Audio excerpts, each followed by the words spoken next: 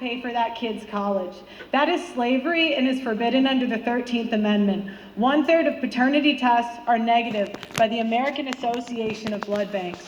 Feminism has empowered women to rob men of their time, their resources, their reputation, their children, and in the most extreme cases, their lives.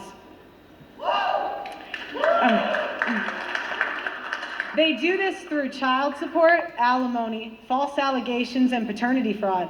How many people in this arena have a brother, a father, an uncle, or a friend who has gone through this meat grinder? Anna has been on the air for 15 years and is completely oblivious to these issues. It's a silent genocide of the lives of millions of men. Standing on the sidelines of the arena, I have 33-year combat veteran Terrence Popp. He served through 3 wars and was almost killed in 2. He got married, had 2 children, and served in the United States Army. Terrence Popp was deployed to Iraq in 2004, and as a member of the Airborne Infantry, he was wounded by a roadside bomb and suffered a TBI and a stroke from the blast. He was evacuated out of the country, and it took over 2 years until he had recovered. While he was recovering, his wife was plotting to divorce him. His wife murdered his 6-year-old chocolate lab out of spite because he filed for divorce first. When he confronted her, the response he got was, "I told you I did not want you living here."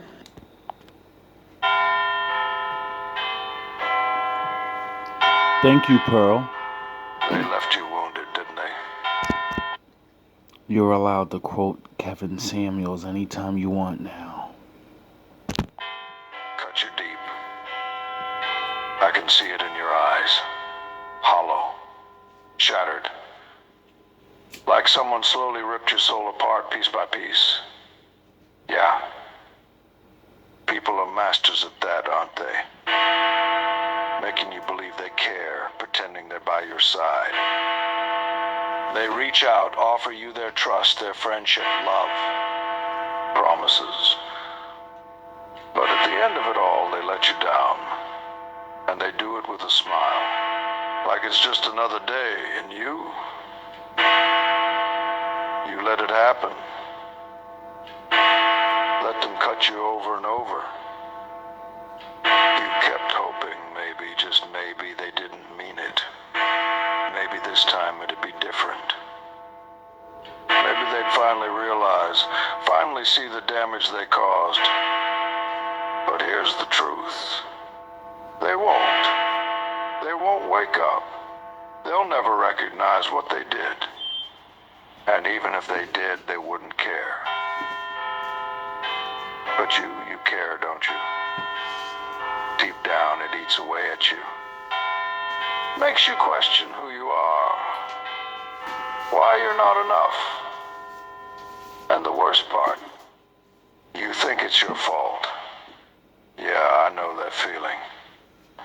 I know what it's like to be someone's punchline. To be a pawn in someone else's twisted game. But let's get one thing clear. They hurt you. But they'll never get the chance to do it again. Want to know why? Because from here on out, you decide who gets close. Who gets a piece of you. Not them. Not anyone else. No more playing the victim. No more letting them twist the knife. You take that pain, that fury, and you turn it into something powerful.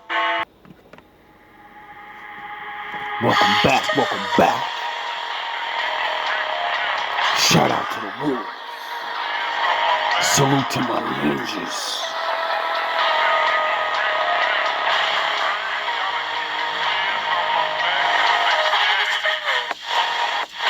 Shout out to the OG Kevin Samuels. You got white women out here fighting for your cause, dog. Yeah, you did something special.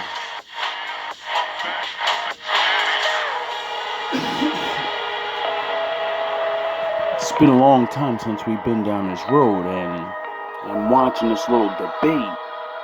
And I said, yeah, this gotta go on GMB TV.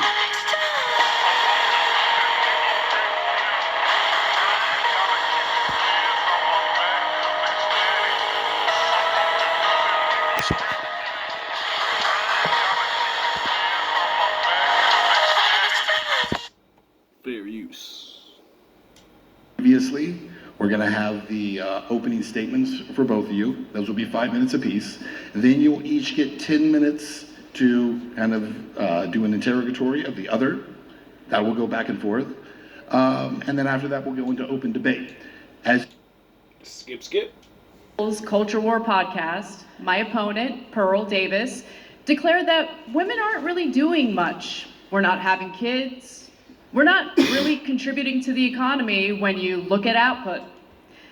In fact, she uses this ridiculous assertion to argue that women should not have the right to vote. While it's true the birth rate has declined, and we'll revisit that in a bit, women account for 47% of the American workforce. The Council of Economic Advisors found that women have contributed a substantial portion of the US economic growth since 1970, which wouldn't have been made possible without the feminist movement. By 2017, women were responsible for nearly 40% of total. The problem is not women making money. The problem is what you do after you make money. Total gross domestic product amounting to a whopping $7.6 trillion. Of course, that figure doesn't include the trillions of dollars in unpaid labor women do every year tending to the household, No one gets paid to tend their own household. Should men get paid to tend their households? You know, because like you're single, we're single, so you're what are you talking about? To get paid for the household is to have a husband, and then he goes to work, and you don't work, and you know he pays for everything. Or that's not enough, and you use feminism so you can get a side job or career or whatever, and then you just do that, and then you miss your man, and you meet hot Chad at the job, and he boinks you a couple times, and then your husband that actually loves you and wants to be your husband finds out and divorces you, and then you find out that he doesn't really want to be with you. He just wanted to fuck some guy's wife because she's still hot. raising children, and caring for ailing parents. And when it comes to certain sectors of our economy, women are a dominant and indispensable force. Like in the healthcare industry, where they make up nearly 80% of workers. I wonder why women would dominate caring for people. I wonder if yous have been doing that since the beginning of time, dominating that field. I wonder if men have dominated industry and building things, you know? I wonder if that's the way it's always been. According to the Bureau of Labor Statistics, that's 16.4 million women. When it comes to education, in 1960, women earned less than 35% of all bachelor's degrees. Today, they earn roughly 58% of all bachelor's degrees, which Pearl herself benefited from after graduating from Elmhurst University. And what did you do with it? See, you're about to shit on her because she walks that line where no matter what you say, you're contradicting yourself. But you're actually telling the fucking truth because there's actual statistics, and even though you're contradicting yourself, you're not. So what you're gonna do is you're gonna shit on her, which is very smart, I might add, and say you're a feminist. And also earn over 60% of master's degrees. I hope to hear Pearl explain how a more educated and skilled population somehow translates to cultural decline, especially as we compete with China in this increasingly multipolar world. The modern feminist movement also had a major impact on decreasing. What's more cultural than having families? It's the beginning of the culture. And seeing that, most people don't,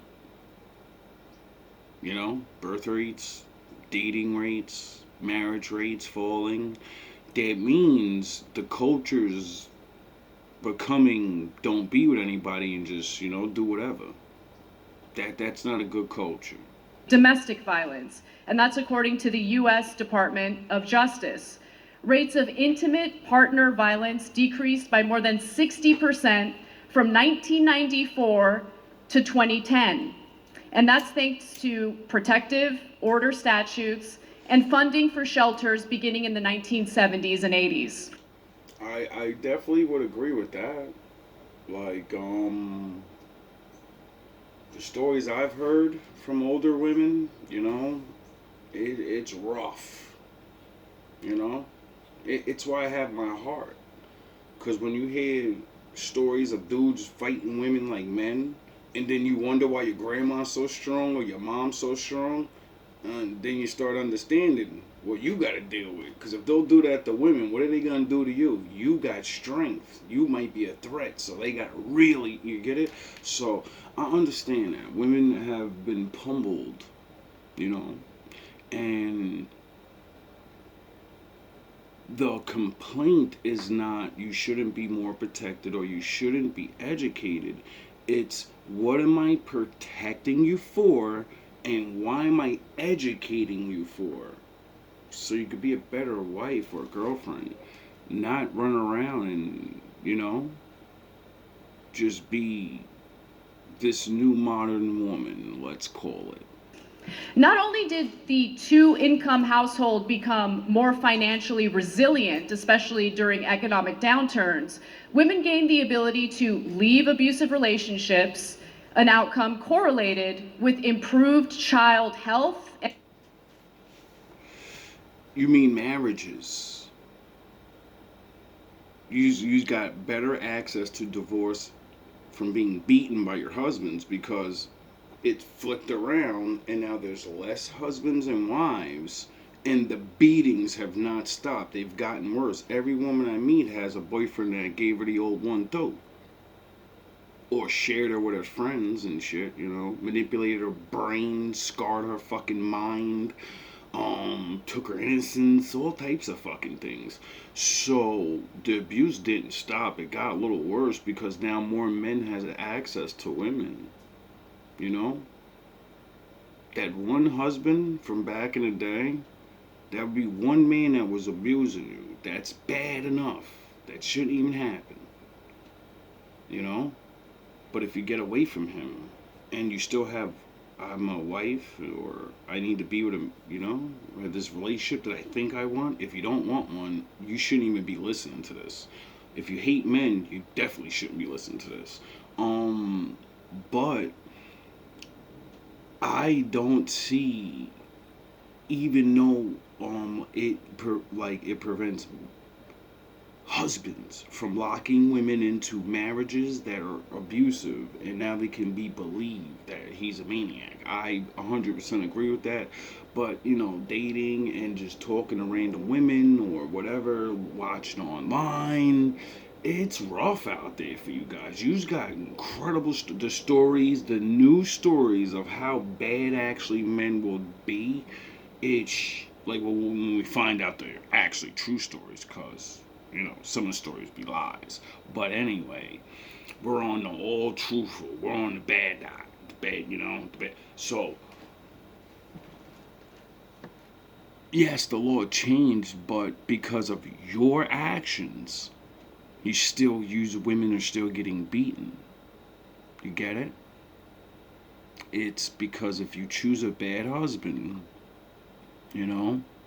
unfortunately, you gotta deal with that and find out if he's bad. Just like if you choose a bad boyfriend, you find out later on he's bad because they pretend to be good. So, but the abuse goes on because of the choice. Good men cannot and will never be able to say, he's a bad man, don't be with him. Yous look at that man and say, you jealous fucker, you. I'm gonna go fucking now, I really wanna be with him. Yous don't even realize why we're telling you not to be with him. And educational attainment. A culture that protects people from violence is not one that's indicative of cultural decline. Pearl herself has benefited greatly from the feminist movement, thanks to Title IX in 1972, signed by Nixon, of course. Sex-based discrimination in any school program or activity that receives federal funding is prohibited. Pearl herself had a rather impressive record playing for Elmhurst University's volleyball team, having earned all conference honor. See, the reason I'm recording this is because there's not a man up there. It's two women arguing about women's problems. That's a real thing, you know, like men do. And obviously, that means that the women are splitting apart.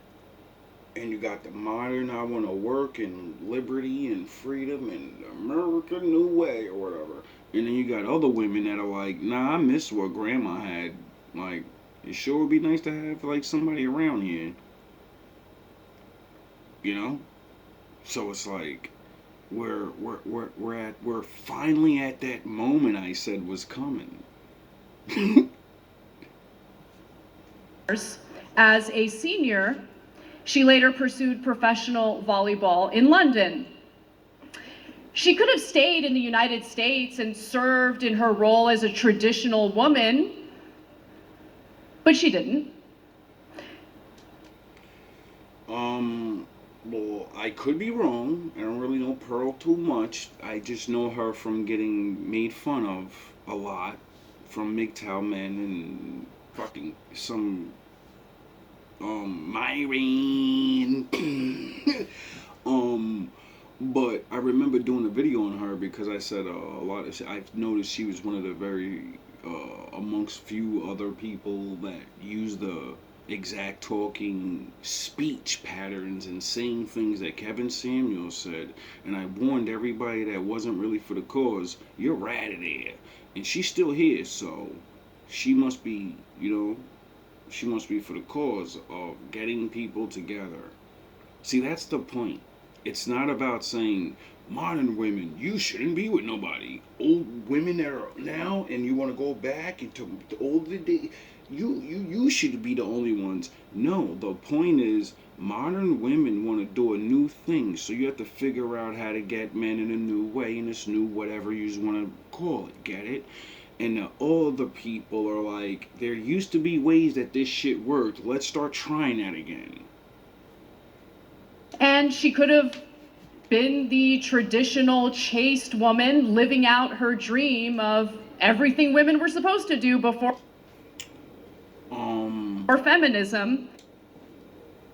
As I continue and say, the reason I said I could be wrong about this is I could have swore she had a rich daddy, and most modern rich people, they go and live life and get educated and then get married. She went to go play volleyball, not do fucking rocket science. You get it? Usually back in the day, that would have landed her a man. But, maybe her feminine mind state ruined that. Because she did what traditional women do. You live life, you keep your legs closed, you try to pick up some things that fucking make you a woman, not a fucking a slave to a man. No, men like women. You know how you like the man that does the man thing, that whatever that attracts you to men, and you're like, I love what he's doing, that thing that he does. We like seeing you be women. You get it? If you ain't becoming the woman that you're supposed to be, then we're like, why am I not attracted to her as much? Why do I want to go be with that girl over there that always around kids? I wonder if she's a good mother.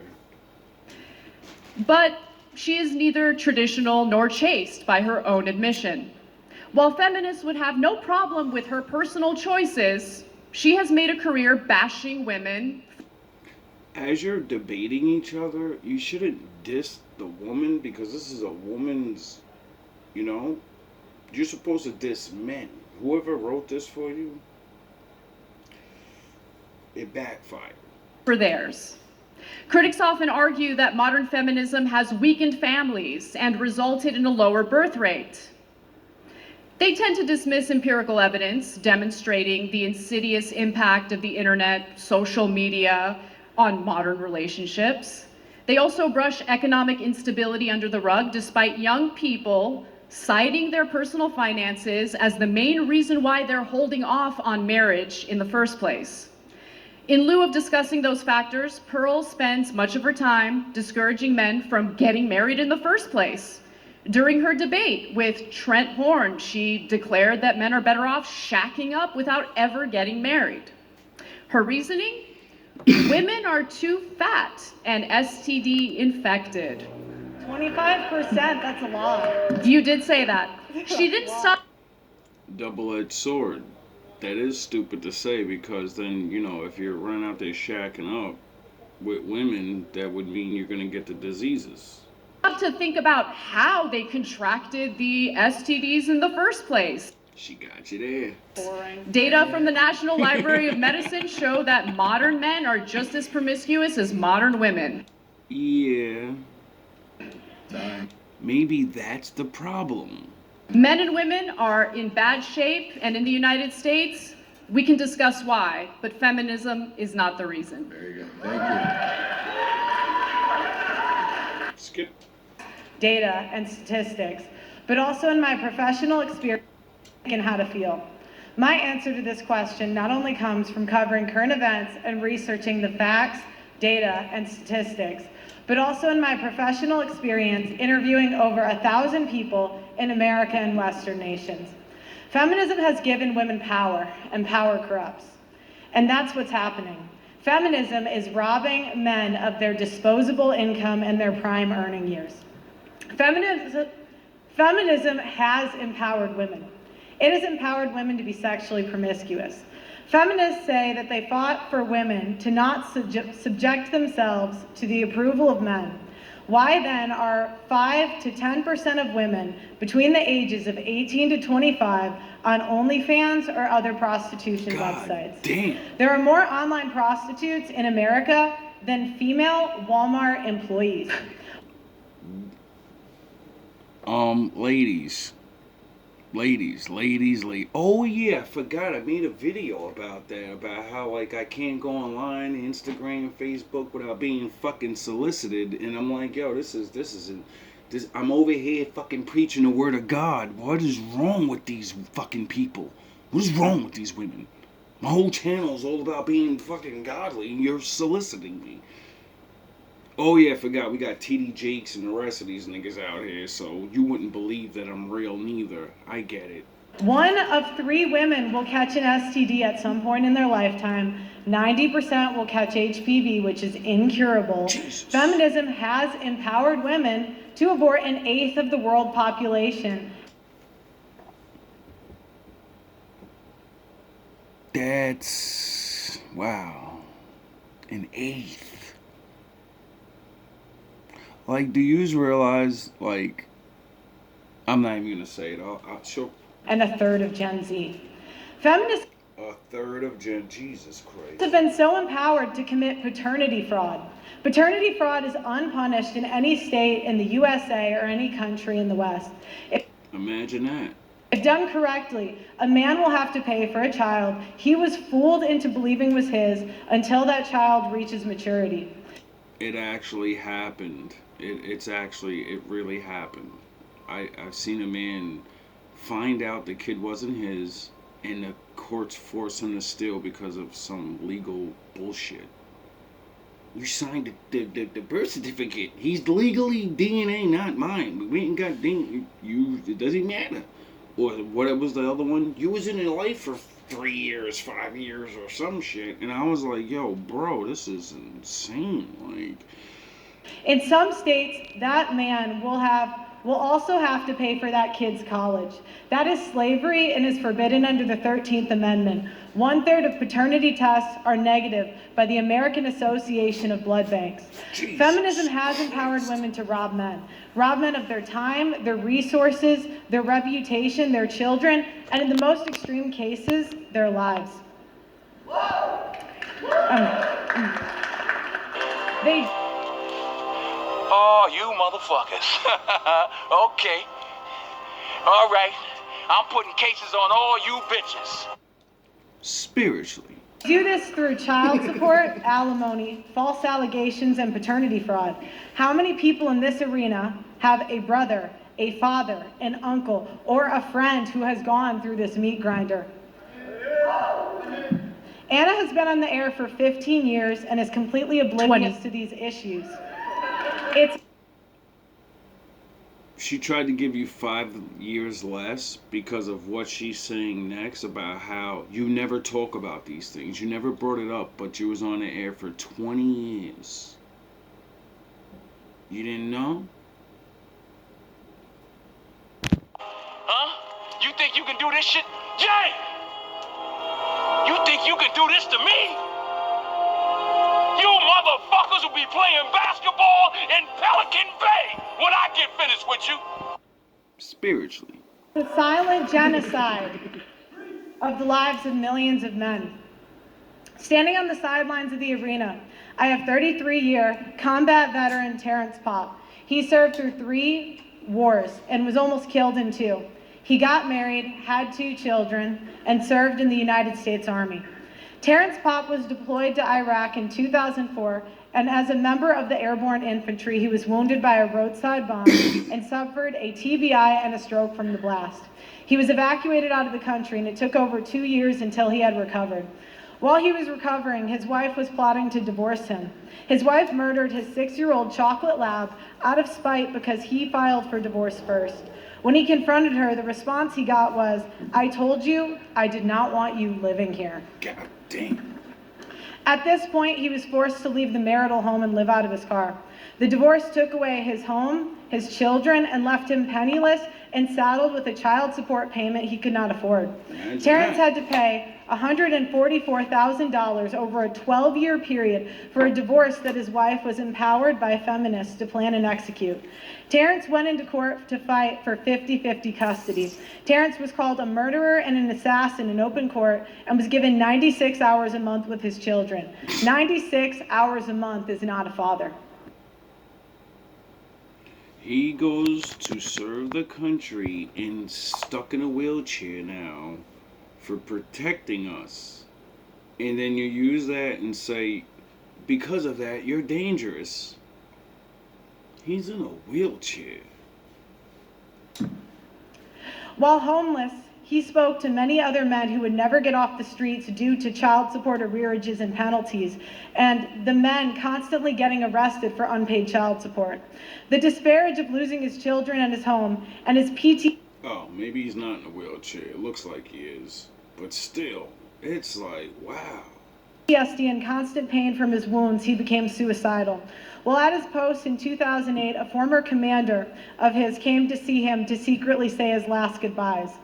The next day, Mr. Popp's former commander put on his dress blues and went to the Holy National Veterans Cemetery and blew his brains out.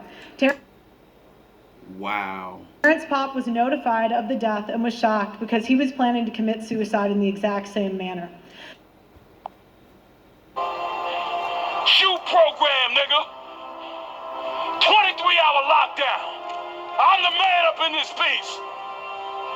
You'll never see the light of who the fuck you think you fucking with. I'm the police. I run shit here. You just live here. So in effect, his former commander took the bullet that was meant for him. Terrence Popp decided he would not kill himself and has spent the last 20 years saving 576 men from suicide with comedy. Thank you. Thank you, Terrence. There is no dark side. No. You see how strong they made you? You went to war and almost lost your life, came back, lost your family and lost everything, and then said, I'm gonna save 500 more fucking people, cause these bitch ass niggas can't stop me. Or a light side. There is only the Force. I will do what I must to keep the balance. That's what men do. The balance is what keeps me together. There is no good without evil, but evil must not be allowed to flourish. If you look to the left of the stage, Terrence is holding the dog tags for every life that he has saved. That's dope. You know, because usually they take the dog tags of the dead ones. Now, why am I telling you this? Shout out to Terrence, yeah. Now, There is passion, yet emotion. Serenity, yet peace. Chaos, yet order. why am I I telling am you? the wielder of the flame. He got the leather jacket on. It's like looking at Han Solo or something. You know? It's like looking at it because I like Jedis and shit. So he's like a Marine guy. So he's like fucking Han Solo out here fucking saving lives with his words. He dropped a gun and then used his words. The protector of balance. I am the holder of the torch, lighting the way. The medal of valor is restored upon you. I am the keeper of the flame, soldier of balance. I am the guardian of balance. I am a gray Jedi. This because men and American veterans are put in this position because of the empowerment that feminists like Anna have pushed for. There are millions of men that have died in this country from the political power that feminism pushes. Since 1970, an estimated 1.6 million men have committed suicide. God damn. Stop it. If feminists cared about equality, why aren't they fighting for equality in divorce and family court as hard as they are fighting for abortion, working, or becoming sex workers? Thank you. Now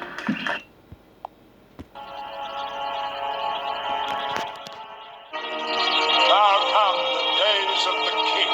Our king, Leonidas! What does it mean to be a king? In their book King, Warrior, Magician, Lover, Robert Moore and Douglas Gillette analyzed mythological stories to conceptualize 4 archetypes of the male psyche that help men become more well-rounded, mature human beings. In my video on Moonlight, I looked at the lover archetype. Today, I want to explore the archetype of the king. The king archetype is primal in each man and is also referred to as the king energy or the father energy. Fully accessing this archetype is said to be the closest a man can come to divinity or godhood. As the name suggests, the king archetype is historically speaking most clearly demonstrated by men in the role of kings, emperors and other rulers whose task it was to channel this archetype to the people of the realm. In essence, they were the link between the human world and the divine one. Accessing the archetypical king is done by performing 2 functions. The first one is ordering, and the second one is providing fertility and blessing. Let's begin with ordering. The king is the central archetype, which is often visualized by the central place from which the king oversees and rules his world, with the world being defined as that part of reality that is ordered and organized by the king. Outside of his influence lies non-creation, chaos, and the demonic. That's beyond our borders. Let's never go there, Simba. The first task of the king is to know where the kingdom begins and where it ends, be it the north of Westeros, The king in the north! or the home of the apes. The king's kingdom is always clearly defined. Ape! Home! Shumba!